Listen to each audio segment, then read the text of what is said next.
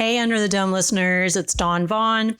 We at the News and Observer want to give you first dibs on a seat to Under the Dome Live, which is a special live recording of our weekly podcast with you as our audience in the Daniels Auditorium at the North Carolina Museum of History in downtown Raleigh.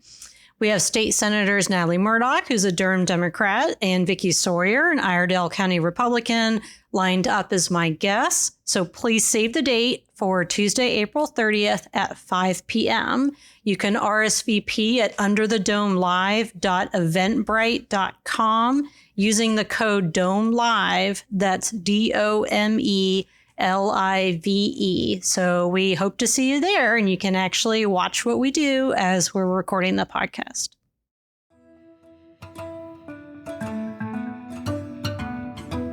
For the News and Observer, I'm Capitol Bureau Chief and Under the Dome host Dawn Vaughan for this latest episode for the week of April 15th, 2024.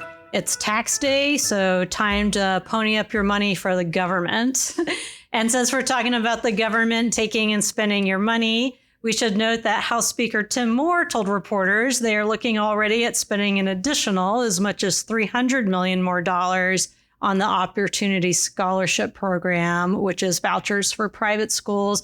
Well, we're going to talk more about what Speaker said, both about that and higher education. I'm here with Korie Dean, our higher ed reporter. In our newsroom, she's also on our politics team because of how often higher education and politics intersect. So, Korie, thank you for coming back I feel like you're on every couple of weeks or so. Yeah, I'm not quite a series regular, but I'm a featured guest star maybe. All right, featured guest star Korie Dean of Dean's List, if you read that, which we know you do, because we actually can tell how many people read things. And we know that you all like Korie's coverage of higher education. So our case in point about the intersection of politics and education is what you've been covering about some potential legislation this upcoming session, which starts very soon, around DEI. And what I had mentioned about a minute ago was that Speaker Moore, who came for these gavel in and out sessions at the Ledge, they've been having once a month because they never officially adjourn. And so we fielded, about 10 minutes of reporter questions. And he came out telling us that with a budget adjustment bill that they're going to do this year, they're looking at spending up to $300 more millions of dollars on the private school scholarships to meet the demand. I wrote about that, so you can read that at newsobserver.com. But let's move on to DEI and how you first heard about this potentially coming, what's been going on in Florida, and then I'll play a clip of what Moore said to us. So when did this come up on your radar? Yeah, I think I've been, aware that DEI might be on the table as something legislators might target. Just if you look nationally, DEI has become a really hot button term and really hot button topic and issue. Especially in Florida. Governor Ron DeSantis, legislators enacted a ban on state spending for DEI, and that's diversity, equity, and inclusion. So just that state funds cannot be spent on offices dedicated to diversity at universities. And so, Micaiah Seminara, who's actually now at AP, but was our summer intern, her and I did a project really looking at similarities between Florida and North Carolina. And, North Carolina had not gone quite as far yet to ban DEI spending, but just kind of based on the similarities between the two states, thought that it, might come up this legislative session or in the near future. And at the end of last month, a member of the UNC Chapel Hill Board of Trustees, Jim Blaine, who is also Senate Leader Phil Berger's former chief of staff. The trustees were talking about budgeting for the upcoming year. And he said, that he believes either the legislature or the UNC System Board of Governors might ban spending on DEI. He was asking university staff to kind of be prepared for that as they're planning the budget. So that was at the end of March, and that kind of, sent up a flag for me that, oh, this, might be happening sooner than we thought. Moore did not seem quite as, he didn't say that there was an immediate push to do something, but let's hear what Moore said. You'll start the audio you're going to hear is right after Korie asks about the chances of this coming. So here's Republican House Speaker Tim Moore. So we have discussed that if we're going to take up any legislation regarding DEI, and it's still at the conversation stage. We may look at legislation. We may allow, for example, at the universities where this tends to be probably the most the most controversies brewing, allow the boards of governors and the boards of trustees and the board of governors to take a look at it first. There's no big push to immediately do something, because I think I'll speak for me on this. I think we need to make sure that there's free and open exchange of ideas at the university. Every viewpoint deserves to be heard. There shouldn't be indoctrination. There shouldn't be people made, regardless of political stripe or anything else. No one should be made to feel inferior because of their position on something. No speech should be just squelched like that. Now, if it's threat speech or anything like we've seen with some of the anti-Israeli speeches out there, that's over the top the other way. That needs to be dealt with. That creates a hostile and a dangerous environment. But in terms of what we've seen of kind of an indoctrination, we don't need that. At the same time, if somebody has a very liberal position they want to espouse, that's fine. Let them espouse it. At the end of the day, let the students have the free exchange, but don't allow coercion of ideas and don't allow folks to be marginalized. So beyond what he just said, if you notice, he mentions indoctrination. I was like, what do you mean by that? And other reporters had some questions.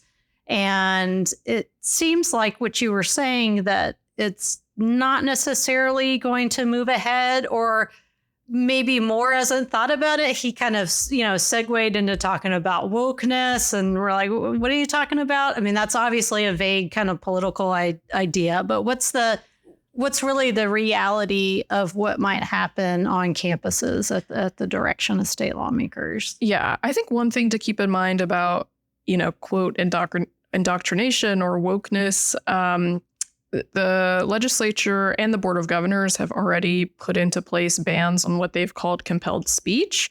And that's the idea that when you apply for admission to a university or an employee faculty position at a university, hiring admissions managers can't ask you to espouse beliefs, your personal political or other beliefs.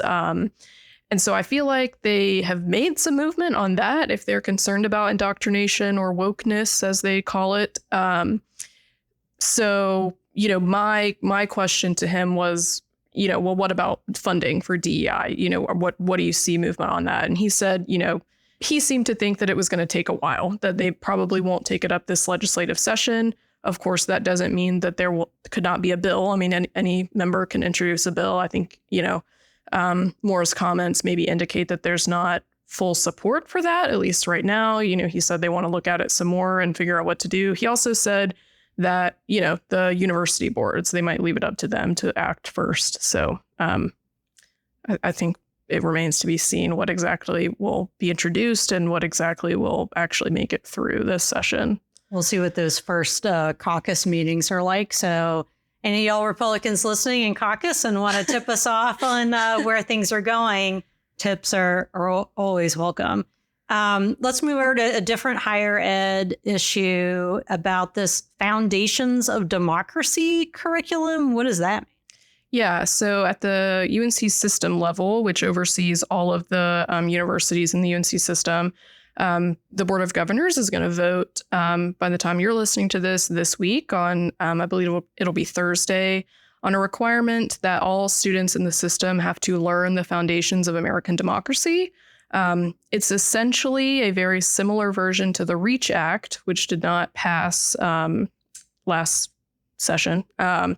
And the UNC system worked with some faculty to implement a similar but somewhat different version of that. So they're going to vote on it, and it'll go into effect for 2025. Got a question for you on that, but we need to take a quick break. When we come back, we'll talk a little bit more about the democracy foundations. I'm going to talk about the state capitol dome in my interview with Legislative Services Officer Paul Coble, and then our picks for headliner of the week. We'll be right back.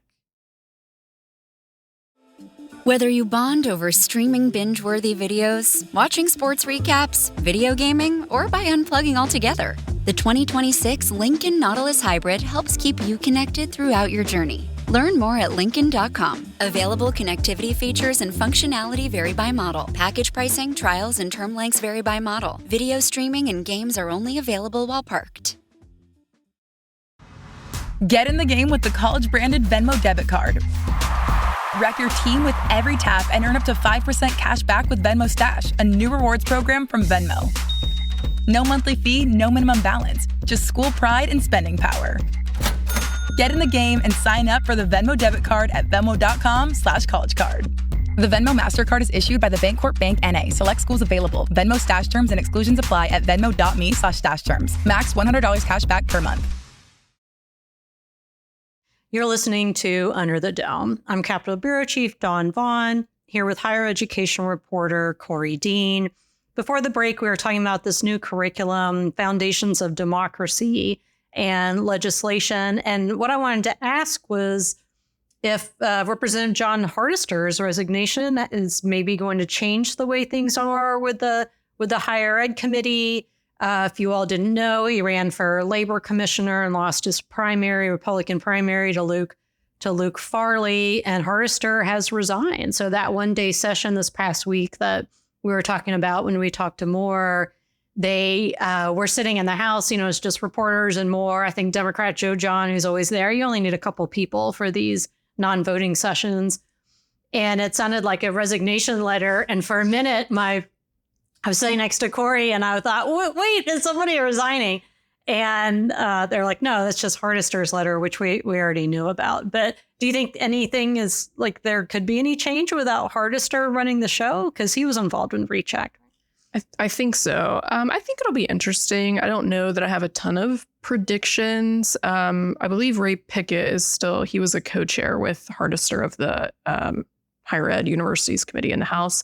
Pickett is, I would say, pretty involved at the UNC system level. I mean, I see him at Board of Governors meetings, so it seems like he's interested in the topic and in what's happening, policies that the system is putting into place. And, it seems like the system and the legislature are kind of in like this careful dance, I guess, of who's going to do what and who has the authority to do what with higher education. So I think it'll be interesting. I don't know if they'll appoint another co-chair or if it'll just be Pickett. So it'll be interesting. Okay. Moving on to talking about the building where the legislature used to meet. They meet maybe once a year, which is the historic state capitol. So the legislative services officer is Paul Coble. Anyone who works in the legislative building or the legislative office building knows who Coble is. Basically runs the show, and he's the highest paid person in the entire state employee General Assembly ranks.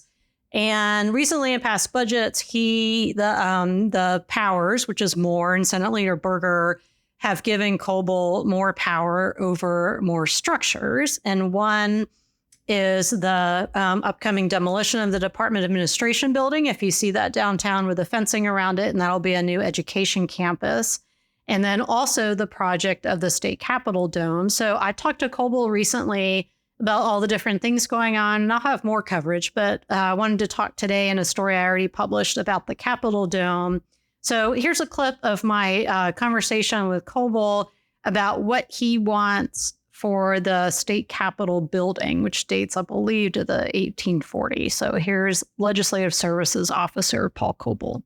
Most critical thing at the Capitol was to get the roof redone and to stop the leaks. Mm-hmm. And then also to do some of the preliminary stonework to keep there being any deterioration of the stonework on the exterior of the building. Okay. There always has been some, but how do you remediate that? How do you fix it? Then hopefully the next phase will start going inside and repairing some of the damage that was done by the leak of the roof. And then hopefully some further restoration of what's in there. And I would hope that would become an ongoing project for the legislature. So Coble is also the former mayor of Raleigh and was on the Wake County Commissioners. So he has a lot of thoughts about the city, not just his role in state government. You know, some lawmakers from across the state are here just for session and go and don't spend as much time in the city as Coble, and obviously as much as we do, since you hear from us all the time. We're here year round, not just seasonal. So the dome, I never saw it anything other than the blue-green, and you haven't either. No, I haven't either. Even when I was a kid, it was blue-green. Yeah. Yeah. So, and then I remember when I wrote a year ago about it changing back to the original copper color, which is like a penny, as you all know, and turning into the color of the Statue of Liberty, which happens from when it's oxidized. And some people think it's blue. No, it's green. And I think it's fair to say it's both. Yeah, it's a bluish green, maybe a light turquoise, light teal. And I never really thought about it because you don't always look at the top of the legislative building until you see photos from different years and realize that it also has a copper roof, but it's just not as symbolic considering here under the dome, we obviously use that. So anyway, the good news for people who haven't read my story yet is Coble said that some of the copper will be set aside and given to the Capitol Foundation if they want to turn it into jewelry or other things, which is what happened in the past with the old dome, I guess a couple of decades ago now. And I actually have a pair of dogwood earrings made of old Capitol copper. So I was going to say that I'm sure you'll be first in line to buy whatever jewelry comes out of the old dome.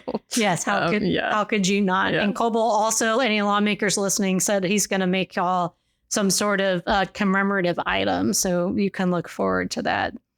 All right. So moving on, let's go to our picks for headliner of the week. I'll start since we're talking about the state and symbols and everything. I feel like headliner of the week obviously has to be the Japanese prime minister's visit to North Carolina. That's a really big deal. You know, Governor Cooper pulled out all the stops for him and his wife. And as we're recording this on Friday afternoon, they're in the midst of more things and a fancy luncheon and everything else. So they're going to NC State University. I saw this morning. They're going to NC State. And it's the first head of state to visit NC State since like the 1950s. So that's pretty cool. Yeah. Another higher ed connection. And they're also going to Museum of Natural Sciences down here. And so, all right, Korie, who or what is your pick for headliner of the week? Headliner, very influenced by one Dawn Vaughan. Dawn has hooked our politics team on an HBO show called The Girls on the Bus, which is a nod to the Boys on the Bus of a previous decade. I'm not. I don't 60s, know. 70s. I didn't read the book. But it was about all the male reporters, and this one is about women reporters. Yeah. So I think it's loosely based on like the 2016 election. Just follows a group of women reporters on a press bus going all across the country covering the presidential candidates. So I would say it's not the best show I've ever seen, but it does hook you. And I want to know what happened. So I'll continue to watch. So yeah, it's one of those anytime anyone talks about or features a journalist, it's the journalists watch it and yell at the screen about what's wrong and occasionally what's right. And the show is no exception. And of course, all the tropes are there and the ridiculousness, but also some things that about the job are interesting, and the drama is pretty good. So yeah, very full of tropes, but sometimes the conversations they have, it does seem like they were in our newsroom or something, and they've heard conversations we've had. So any of y'all who are watching Girls on the Bus, if you see me or Korie, come talk to us so we can both gripe and share the show, which is on, I guess, technically Max. HBO Max. That's HBO. Come on now. Yeah. All right. We are out of time as we are just days away from the legislative session. So, all right. For the News and Observer, I'm Dawn Vaughan with Korie Dean. Thanks for listening, and we'll talk to you next time. For more from our politics team, subscribe to the News and Observer at newsobserver.com/subscribe. Follow us on Twitter at Under the Dome and NC Insider, And sign up for our weekly political newsletter, also called Under the Dome, at newsobserver.com/newsletters. Thanks for listening.